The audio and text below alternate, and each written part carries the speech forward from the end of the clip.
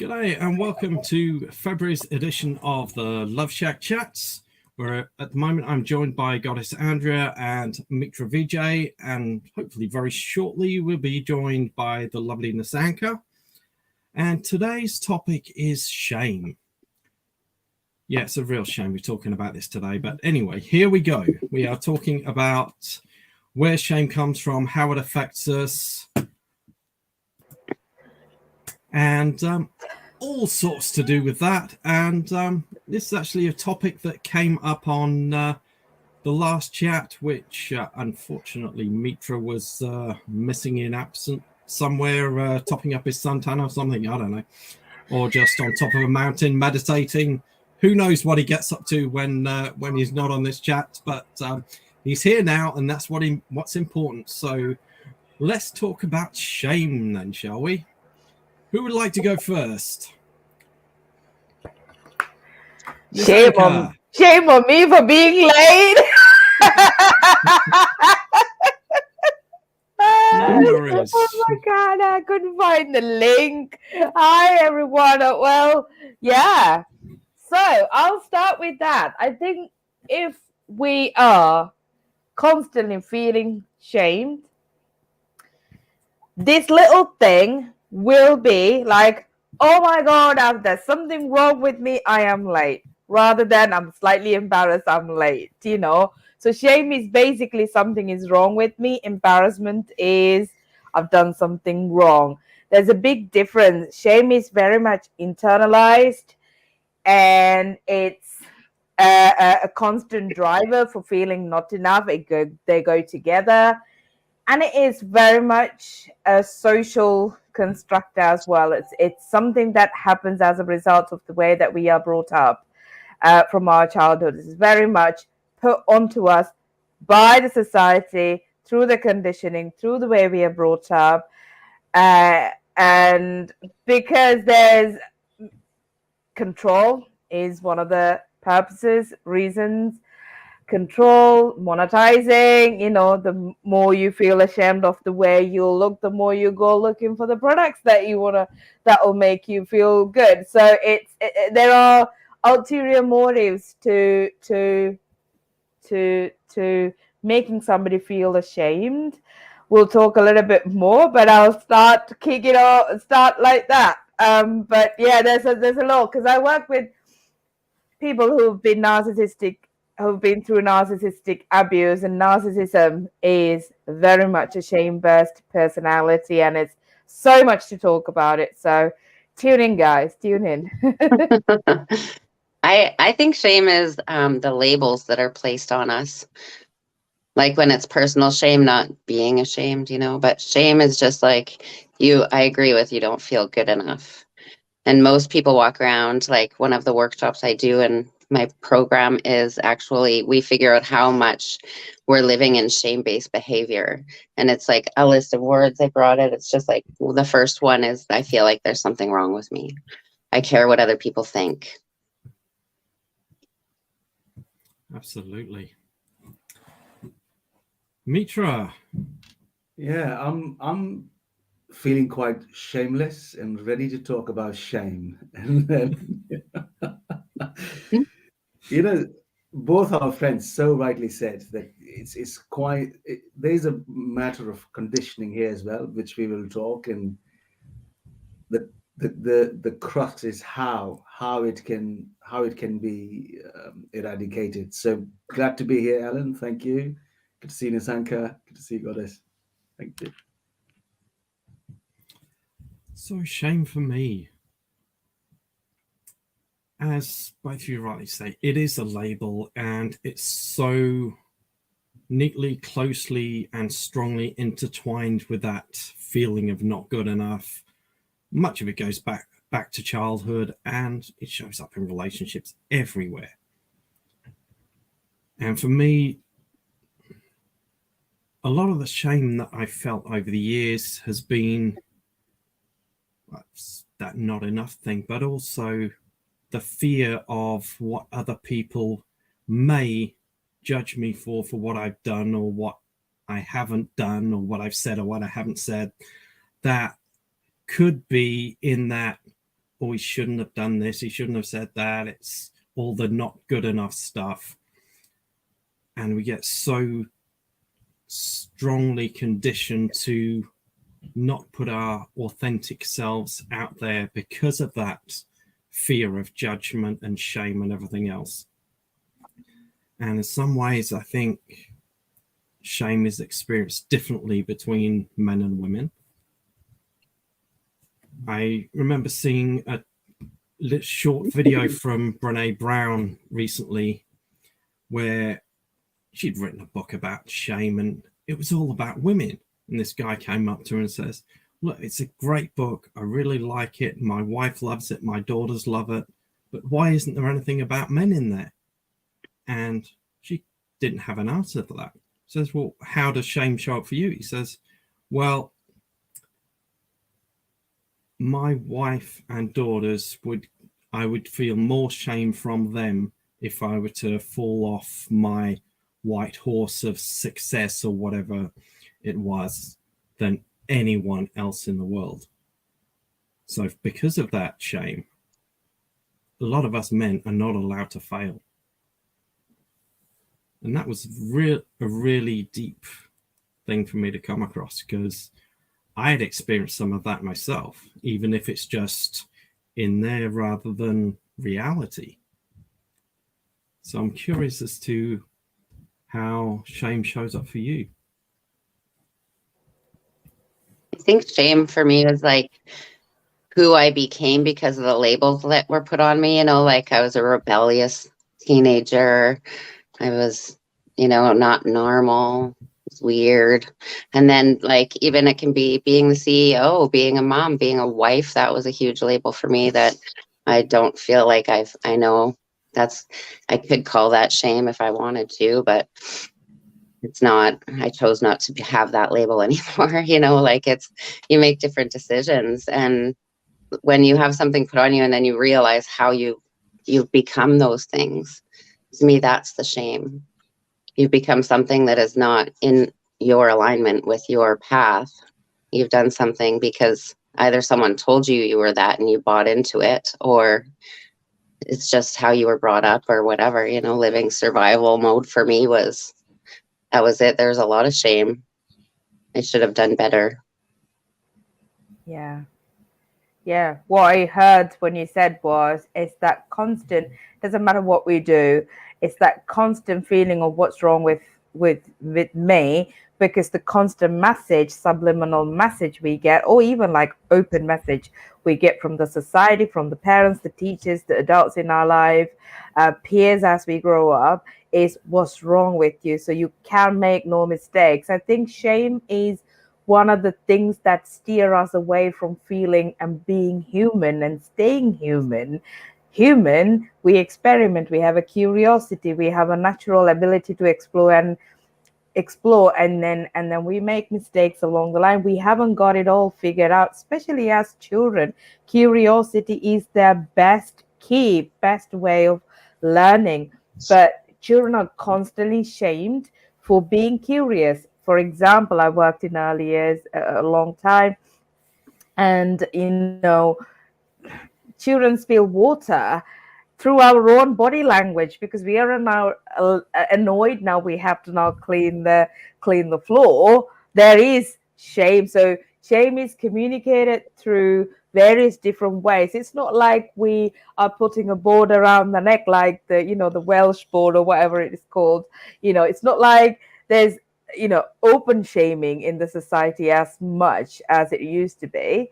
It's not like we're putting a board around a child's neck and saying, oh, you're ashamed, you're ashamed, you're ashamed, like, making them walk around the street or something. It's just little things. You spill water, and if you can stay regulated as a parent, and it's fine.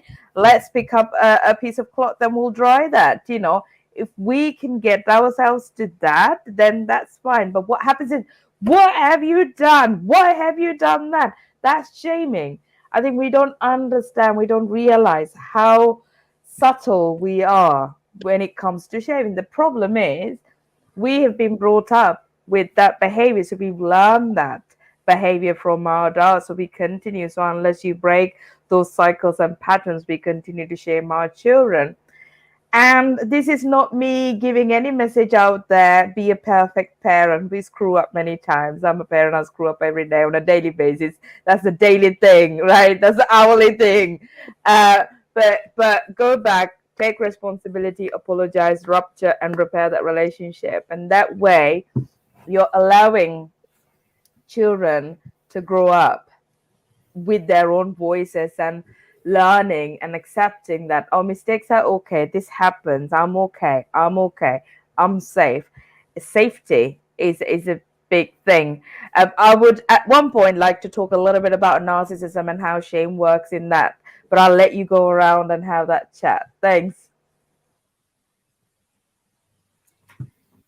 Yeah, good one.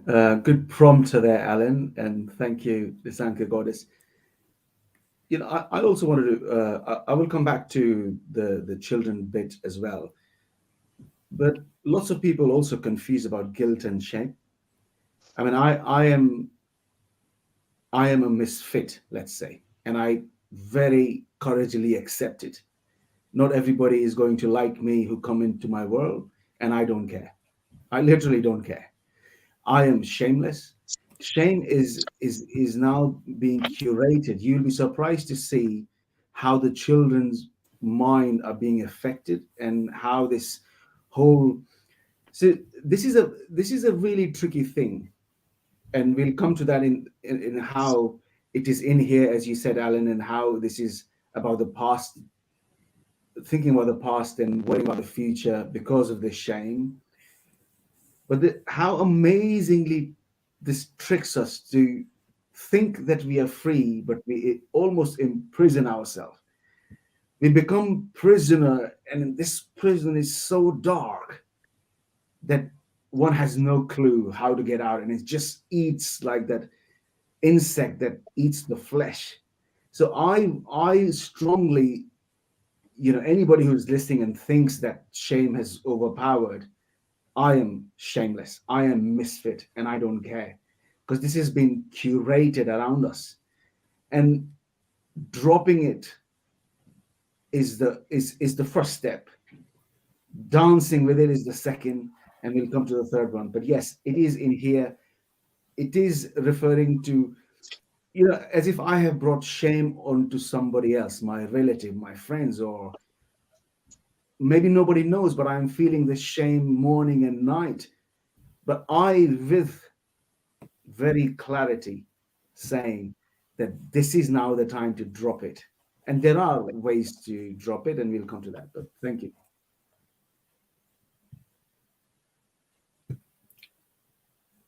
Nisanka, looks like you're saying something, but you're muted. No, I wasn't trying. I was trying to ask my daughter to turn off there's a fan heater in the living room.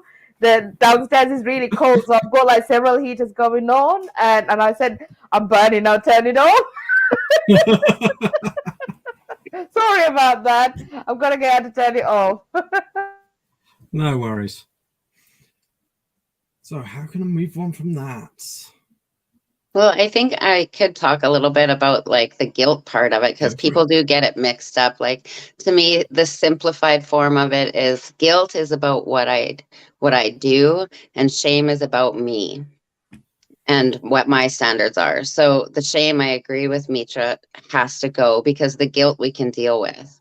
It's easy to deal with. It's easier to deal with guilt, but why do we have to stay in this place of shame? And like, so let's talk about what ways we can overcome shame. Like, that's a really good place to go. There's lots of things like affirmations for me work, and practicing different things, and for me, I had to figure out the labels that were put on me, even as a child, what my parents told me. It was terrible things, like what a horrible experience that was. But here I am. I don't have any of those labels, and I'm free to be me, and it just feels free. Like, you just have to work slowly, chip away at it, and figure out who you are, and don't have shame about it. Just don't. This is who you are. This is what you should be doing. Just go figure it out. Now, I wonder how many people hear the term either from a parent or from a teacher saying that. I was saying, you should be ashamed of yourself. Mm-hmm. Why? I just made a mess. Stuff Right. happens. Oh my God, yes. It's one of those things. Like I spent 20 years in teaching, secondary school, early years. It doesn't matter what the age group is. There's this shameful look on the child when they've done something wrong, or there's the obvious statement, shame on you, or you bring shame to the family, you bring shame to our culture, whatever it is. There's the direct statements coming from parents, and it's a projection of their own shame. Often Yeah. the parents can't deal with their own shame. They're too scared to face the society, and they're too scared to turn off that voice in their head. What will the world think? Voice, and as a result, they start projecting towards the children that shame. And unless you break that pattern and turn off, you know, teach yourself to say this, let the world think what they think. My child value, I value my child and their voice. You're not going to break the cycle of shame. Your children are going to grow up feeling ashamed of themselves, being them, for being for making mistakes, like figuring out their voice, and it's painful to see that expression of a child, the shape. You can physically see the children wilt away, right? When wither away, when you say things like that, they go, their shoulders drop and their eyes go down and their heads go down. That child internalizing the shame right there. And if you feel like you have won the battle right there, because the child goes all compliant and listening and quiet, right? You got something very wrong there. You've misassessed the situation. That's a child internalizing the shame, feeling ashamed of themselves. That's compliance. That is not discipline at all. And that's not going to help the child in the longer run. So you are winning the battle, but you're losing the war with your children. You're distorting your relationship with your children. Yeah. I'll let somebody else take it from there. I'll have to just speak to my daughter again if that's okay. All right. Just to Yeah, just follow on from there, carry on, Mitra. How guilt is an external entity, where, for a simple example, if somebody is not going to church every Sunday, then a guilt is created, thrust upon, and the shame where it's the internal work, and we'll come to how that internal fight can be won. But yeah, to you, Alan. Yeah, I think moving on from both what you and Nisanka have said about society, culture, and also church and stuff, when I think back to when I was going through my divorce, and there was a big part of me that felt like I wasn't good enough, and I was ashamed of the fact I was divorced, even though nearly 50% of couples in this country end in divorce every year, which is nuts. But those numbers are there. We can't argue with them. And when I say to people now that I'm happily divorced, they're like, what? That doesn't connect with them, because there is so much conditioning around this Disney idea of you get married and you live happily ever after. Well, how the hell do you do that with somebody with narcissistic tendencies anyway? With things like that, you need to get out for your own sanity, let alone anything else. So why should I be ashamed of that? It's like, I got my freedom back. I got my life back. If somebody wants to judge me and say that I should be ashamed because in that situation I saw divorce as a good thing, and still do, then, hey, they're not my people. They're not my tribe. Different vibration, different beliefs, different world. Also, there are no mistakes about it as well. I have seen that some of the people who can completely let go of this emotion that is creating this pressure around is unfortunately are the ones who have either lost somebody very near or are going through some huge physical trauma or illness. But by then it's too late. This is the time where we need to encourage our children, our younger generation, that there is nothing like shame exists. And life is short. Life is really, really short. And there are 8 billion people in here. Some people will hate me, some people will like me, I don't care. Somebody has to indrill that you don't care. This gift is short, the gift of life, and I will not care. I will be that crazy, silly Mitra that I am, and I will not be shameful for maybe the silliness that I do. But this needs to be drilled. Coming to the how can someone? So obviously the company it really matters. What kind of company we keep? Can we do we have trust? Because don't forget, sometimes we think we have got friends around, but if the boundary of trust is not there, then you can start feeling a little bit off, a little bit not in place, leading into guilt, converting into shame, where I have to belong, I have to show up, I have to somehow fit into this. So I really advocate, if anybody listening and hasn't heard about the chakra cycle of our own, so sometimes the words cannot help. So there is a technique, which this is all I know, so all I can say, which I have created, which is the I am, I feel, I do, I love, I see, and I know. And if someone can really let the subconscious mind get through that 7 steps, this is a game changer. And I will welcome all my friends who are fearless, don't care about shame, guilt, and let's just get into that explosion of life. I don't care. I'm going to drop any shame on me right now. So there you go. Yeah, make a decision too, right?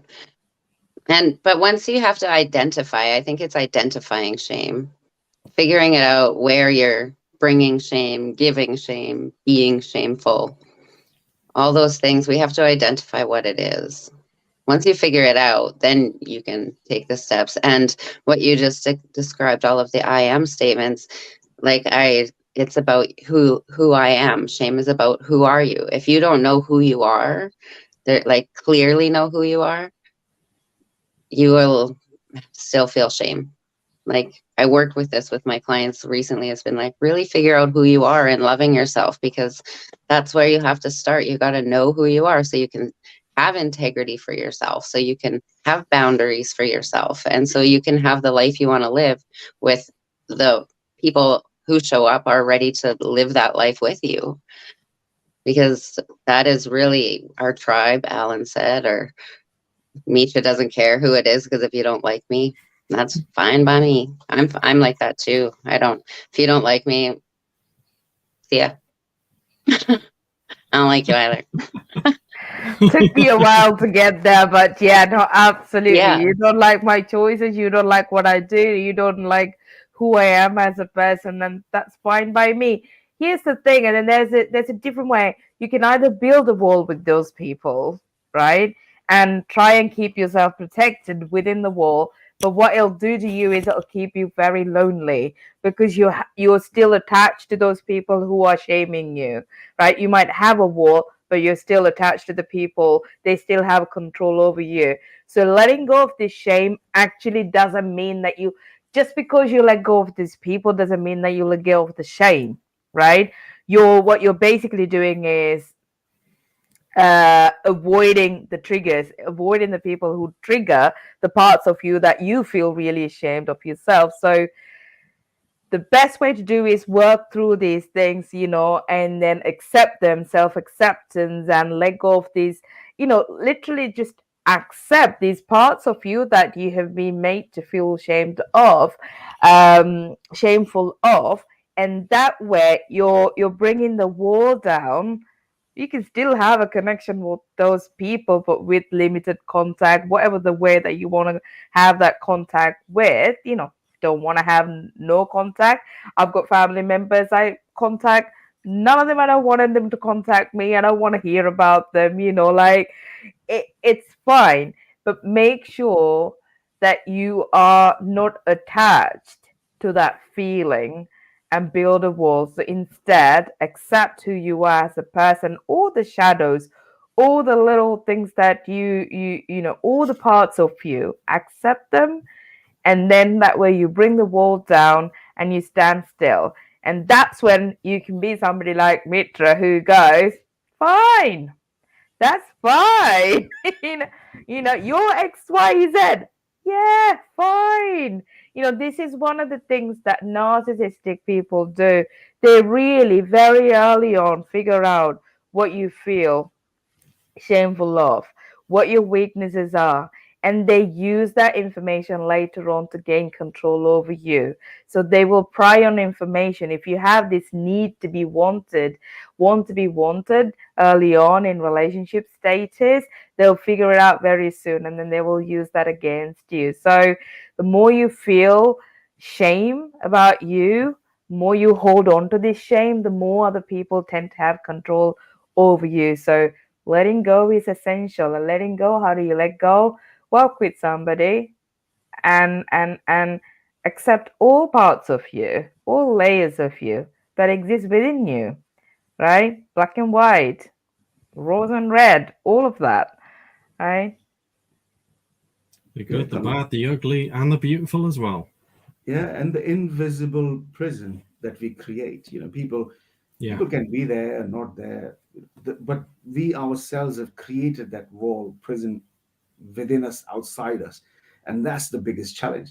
And sometimes people will need some support and help, and that's why we all four are here. And anybody should reach out if it's becoming difficult to get out of that wall, and we will make sure we will break it with that biggest hammer we have. Yeah, because to me, when I look back at all the things I said to myself over the years, which a lot of it was mistakes and stupid stuff, but each one put a stake in the ground that says I'm not enough. And all of us, after a while, I've got all these poles around me, and there's a roof on the top that just says I am not enough. And that becomes the prison cell of the mind. And if you imagine a tiger being out in the wild, he's going to go bananas if you put him in that cage. But when that cage is his normality, you take the poles away, he's not going to notice to start with. It takes a long time, but they're supposed to run wild, they're supposed to run free, not be stuck in a cage. And the same with us. We're supposed to have free thoughts, we're supposed to have free feelings, but not get trapped by them. Just notice them come, accept them, feel them, think it. Nah, that's not for me. Goodbye. Let it go.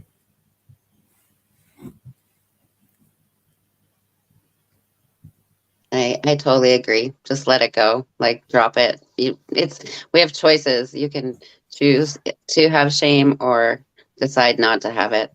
And if you decide not to do it, when you make a decision, your actions do it. So you'll get the help you need. You'll reach out. Like, I do one whole workshop just on guilt and shame because it's such a big topic.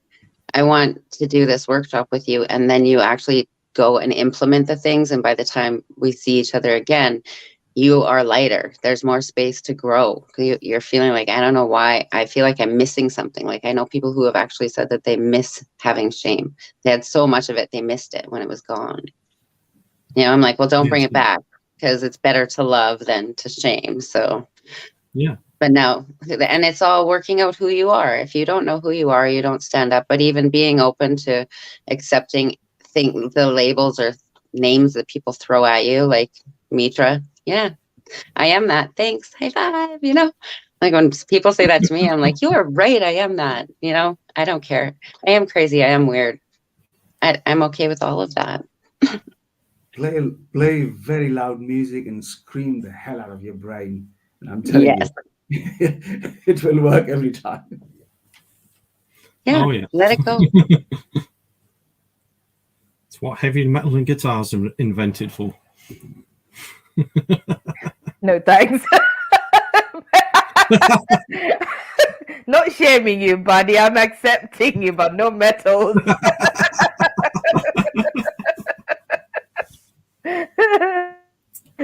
The other alternative is every parent's nightmare, that song from Frozen that they hear Oh my god, yeah, I a was million just singing. times every day. I was just singing it in my head. Let it go.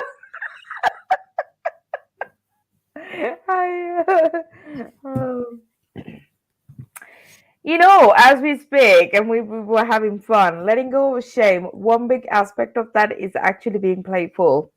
Playful with the parts that you feel shameful about. It's like, you know, if you can get yourself to a point where you can actually have fun about your own weaknesses, about your own things that, you know, that doesn't fit, like Mitra said, you know, like it's fine. Like amongst my own community, I'm this crazy woman who talks nonsense, basically, you know. I'm okay with that. You know, I'm doing a great job talking nonsense. I'm making money from it. And I'm just deriving so much pleasure, meaning from the work I do, you know. And and there was a time, I'll tell you a story that it's very easy to fall into the social conditioning and actually self-gaslight you to feel ashamed and shameful about yourselves. Like when I first started the business, you know, I was like, I fell into the six-figure racket of a six-figure coaching business. You know, I'll do this, I'll do one to many else. It's like, okay. So I did my business, and then, you know, 6 months, 7 months later, I had 3 clients. I was like, what's going on? This is not working for me. Am I not good enough? I'm not a good marketer. So I started gaslighting myself. Self-gaslight. I'm not good at this. I'm not good at that. I'm not a good tech person. I'm not good at networking. I'm not good at marketing. I'm not good at this. I've got so many things, right? And then I took a break because it was I got myself to a point where I felt like I was breaking, you know, within me. I was so upset and sad. And then I took a break and then started really going in internally, going inward and figuring out, okay, is six-figure my dream? Turned out it's not. I bought into that dream because it was there subliminally, constantly there. And what is my dream? Actually, my dream was to be there in my child's life, so she grows up feeling secure with a secure attachment. So I'm there. You know, I derive so much pleasure from being able to drop her off and pick her up and doing little things. And I'm a cycle breaker, you know, like I didn't have that safety growing up as a child, and I'm creating that for my child. So I'm doing something so meaningful, so wonderful, right? And I thought, actually, that to me is success. But with that, what I also figured out is then the purpose, the true purpose, kind of started lining up. And like you said, Andrea, earlier, it's all started, you know, coming into this alignment. It's beautiful, and I met wonderful people in the business hub that I'm, you know, mentorship. And, you know, I started going deeper and deeper into meaningful things. My work started getting deeper and more meaningful. Things are amazing. Things are amazing. I'm nowhere near a six-figure coaching business, and I'm proud of it, because if I went for that six-figure, I would have still stayed away from who I am as a person. But I'm so close to who I am as a person that six-figure, it doesn't bother me anymore. It doesn't bother me anymore. When I have to pay bills, I'm like, do I wish? I'm not gonna lie about it.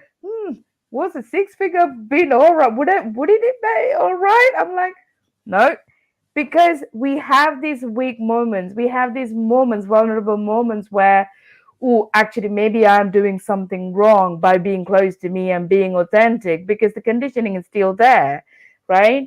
we have these vulnerable moments. We kind of don't trust ourselves. Sit with that thought. Sit with that thought. Allow that to pass. It'll pass, and then you'll be back in alignment again. I don't know if 6 as a figure is healthy as well. So aim for bigger. So it's dropping it, letting it go, and having fun is a great one. I know. Alan, over to you, my friend. Something I often think when I see these, a lot of coaches advertising things, grow your coaching business to 6 figures and blah. That's great, but if they were that good at coaching, wouldn't they be coaching? How do you build a 6-figure income? Teach people to get 6-figure incomes? I don't know. Anyway, so can I clarify something? Can I clarify something, please, just before we move on? Because I don't want us to come across like we're being skeptical, or we're not saying not to have goals. We're not saying not to dream big. We're just saying figure out if that's your dream. That's all we are saying. Figure it out, because some people do dream big and they do go for them. It's because that belongs to them, right? It feels good for them. But when we try to inherit somebody else's dream just because it's out there, that's when we are not in alignment. That's all we're saying. Dream big if you want to. Yeah. Go for it. You might only need 4 or 5 figures for your dream to come true. Who knows?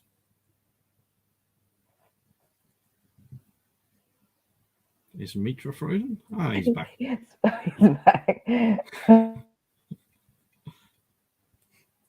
So, do we have any final thoughts on shame, letting go of it, or just how much it can affect us?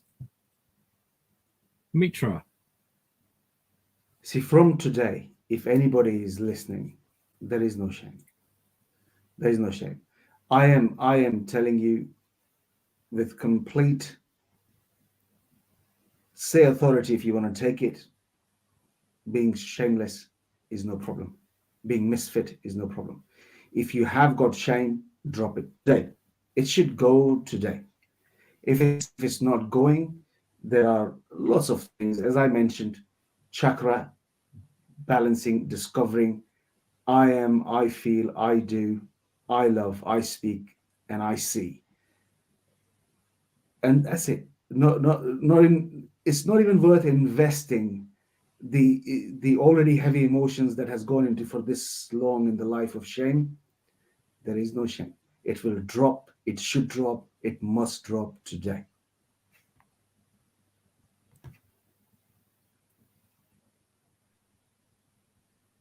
Yeah, I agree. It's got to go. And like really anyone who's watching, if you reach out to me through Facebook Messenger, I'll do my guilt workshop, my shame and guilt workshop with you. Like it's just as simple as being aware of it and then saying, I'm deciding not to carry this with me anymore. And then if you can recognize where shame shows up in your life, you have a choice then. Do I want to feel this shame or no?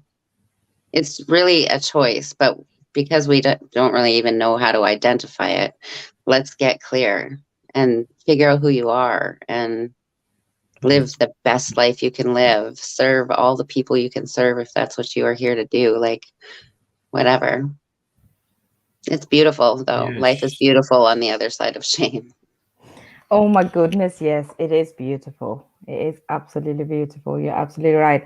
Everybody maybe turn up to Andrea's workshop on guilt and shame. I was just going to say, and one of the questions I often get asked in my line of work, helping parents co-parent with narcissistic people, is how do I not fall into the bait that the narcissist is giving me? How do I not fall into this trap? How do I not fall into this breadcrumbing that they give? It is one of the ways that we deal with that is actually letting go of this guilt and shame, because those are the little things that the narcissist uses us. As long as they exist within us, right?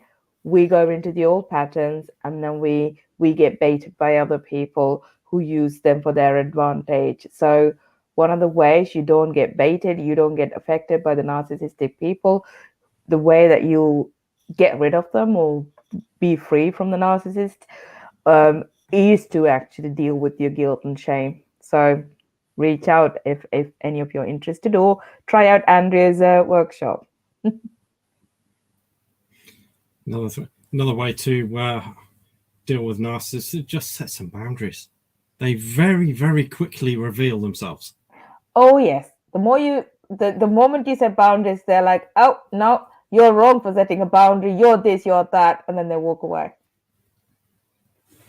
Absolutely. So in closing for today, all I'd like to finish on is just saying that the shame and grief to a degree, or guilt even, can feel like it's a very, very dark, black place that you don't want to be. But just remember that once you take a lot of the coal away, then you find the diamond inside. And on that note, we will see you next month when we have another topic of, who knows, maybe you'd like to drop a comment down below and suggest what you'd like us to hear us talk about next time, right here on the Love Shack. And on that note, good night, goodbye, good morning, good whatever time of day it is. And we'll see you next time. Take care. Bye.